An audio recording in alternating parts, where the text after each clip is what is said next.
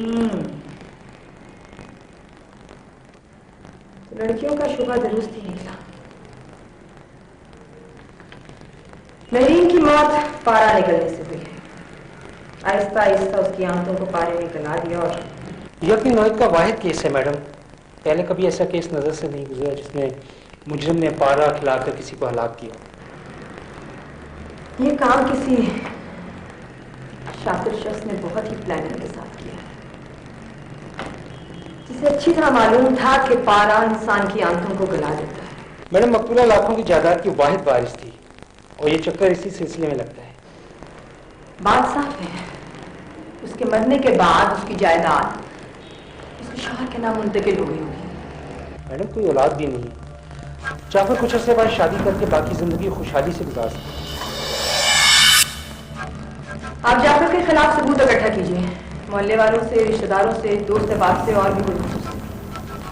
Right madam.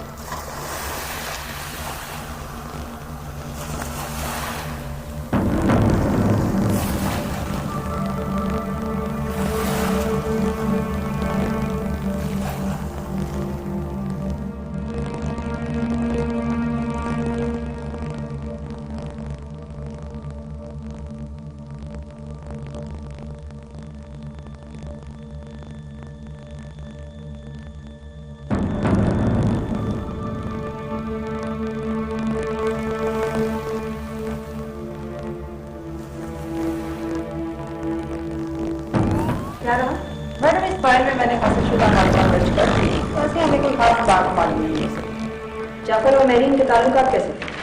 Madam, पड़ोसियों के बयान के मुताबिक तो आपस में मियाँ बीवी झगड़ते रहते थे, लेकिन एक बात जरूर सामने आई, वो ये कि महरीन की माँ समीरा बेगम महरीन को तलाक दिलाना चाहती है। जाफर का किरदार कैसा? मैडम, उसका किरदार ठीक है। पारे यानी मरकरी की फरोख्त बाजार में आम नहीं है, इसलिए आम आदमी की पहुंच उसी पारे तक हो सकती है जो थर्मोमीटर में होता है। आप जावेद को लेके जाएं और जाफर को अरेस्ट करके लाएं और सफूरा बेगम को शामिल तफ्तीश करें। सफूरा बेगम को? या अल्लाह, अरे तूने क्यों मुझसे मेरी बच्ची को छीन लिया? अरे मेरी वो एक ही तो बेटी थी। आए मैं क्या करूं, मुझे चैन नहीं आ रहा। उस बच्ची ने क्या देखा था अभी? कैसी वो सिसक सिसक कर चली गई। मैं जब बैठी रह गई बूढ़ी और वो बच्ची जवान जहान इस दुनिया से रुखसत हो गई। सब्र करो बहन, बुरे काम का तो बुरे अंजाम होता है। तुम अपना ख्याल रखो। आज सोया मैं, लेकिन सफूरा बहन को फिर भी सब्र नहीं आया। यूं लगता है जैसे महरीन की मैयत अभी अभी उठी हो। जवान बेटी का गम बहुत जानलेवा होता है। सब्र करो बहन, सुना रोने से मरने वाले को ज्यादा तकलीफ होती है। खुदा उसके दुश्मनों का खाना खराब करे। ए बहन, सुना है कि महरीन को उसके शौहर ने कुछ खिला के मारा है? हाँ बहन, ठीक ही सुना है, लेकिन फिर हुआ क्या? कल पुलिस वाले आए थे, उसे भी गिरफ्तार करके ले गए। जलील कमीना, उसका भी इसी तरह से अंजाम खराब होगा। हाँ बहन, बुरे काम का अंजाम बुरा ही होता है। अरे अब लाख बार उसको फांसी हो, लेकिन मेरी महरीन तो वापस नहीं आ सकती। अरे कैसी वो जवान जहान बेबसी से इस दुनिया से रुखसत हो गई।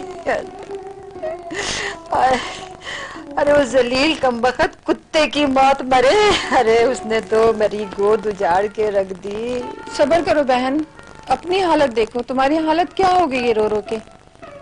तुम अपने आप को संभालो। मुझे तो चैन ही नहीं पड़ रहा। नहीं, आप अपना ख्याल रखें, अल्लाह अच्छा करेगा। जो भी होगा अल्लाह अच्छा करेगा।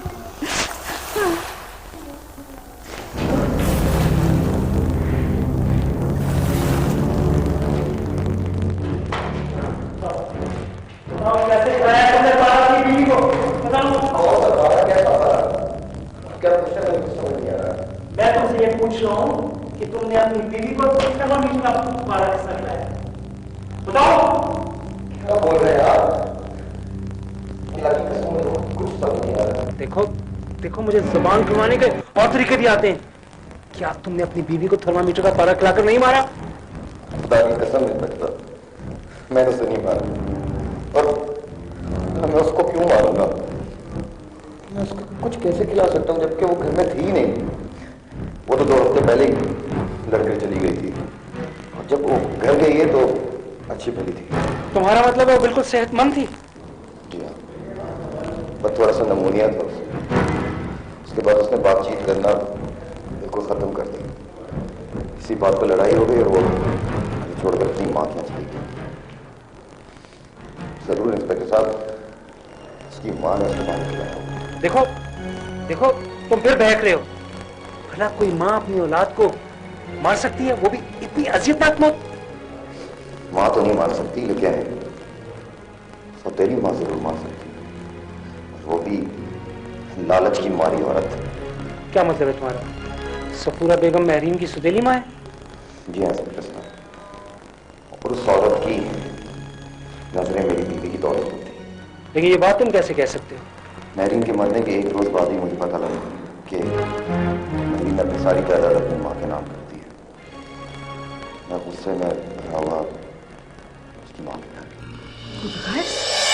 इंसान, अरे मेरी जवान बच्ची मर गई और तुझे जायदाद की पड़ी हुई है। ये बात मुझे एक वकील से मालूम हुई है जिससे तुमने कागजात बनवाए, और मैं यहाँ इस वक्त उस बात की तस्दीक करने आया हूँ। हाँ, लिख दी उसने सारी जायदाद अपनी माँ के नाम। बोल, क्या कर लेगा तू? माँ? कैसी माँ? कौन सी माँ? सब कुछ बताया मैरी ने मुझे कि कितने जुल्म किए तुमने उसके ऊपर, वो भी ये जायदाद के लिए। झूठ बोलता है तू। अरे सौतेली माँ होने के बावजूद मैंने उसे हथेली का फपोला बनाकर पाला है। बस बस बस, जानता हूँ अच्छी तरह। मुझे यकीन नहीं कि महरीन ने जायदाद तुम्हारे नाम की होगी। जरूर जरूर तुमने उसको कुछ खिला पिलाकर बीमार डाला और मरते वक्त जबरदस्ती उससे सिग्नेचर करवाए। तो तू क्या ये समझता है कि वो अपनी सारी जायदाद तेरे नाम, तेरी अय्याशी के लिए लिख के चली जाती? अरे आखिर वक्त में मैंने दिन रात उसकी खिदमत की है।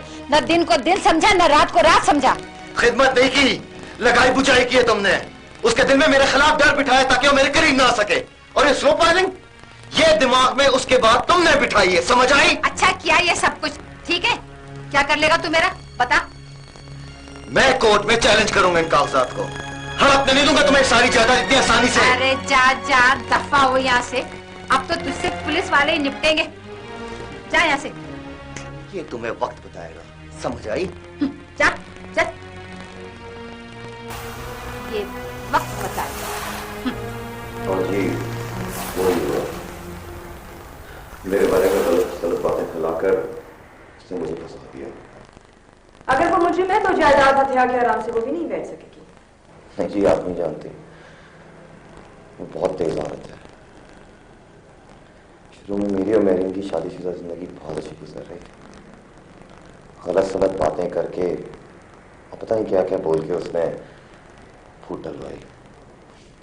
इस तरह हमारे झगड़े शुरू हो गए और नौबत यहाँ तक पहुंच गई। वो कितनी भी तेज हो, कानून से तेज नहीं हो सकती। तुम ये बताओ, तुम्हारे घर में फर्स्ट एड बॉक्स है? जी है। और उसमें थर्मोमीटर? वो तो होगा, बिल्कुल। इंस्पेक्टर जावेद, आप लोग बैक पब जाके दोनों घरों में फर्स्ट एड बॉक्स चेक करें। जिस घर के फर्स्ट एड बॉक्स से थर्मोमीटर गायब है, हमारा मुजरिम वही है। जाफर तो यही है। सफूरा बेगम को ये पता ना चले कि आप क्या ढूंढ रहे हैं। आखिर आप मेरे घर की तलाशी क्यों ले रही हैं? आप खामोश रहिए और मुझे अपना काम करने दें। अजीब बात है।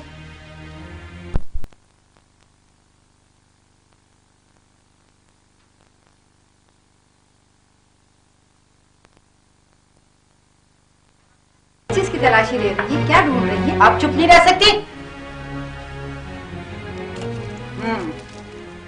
आखिर मिल गया।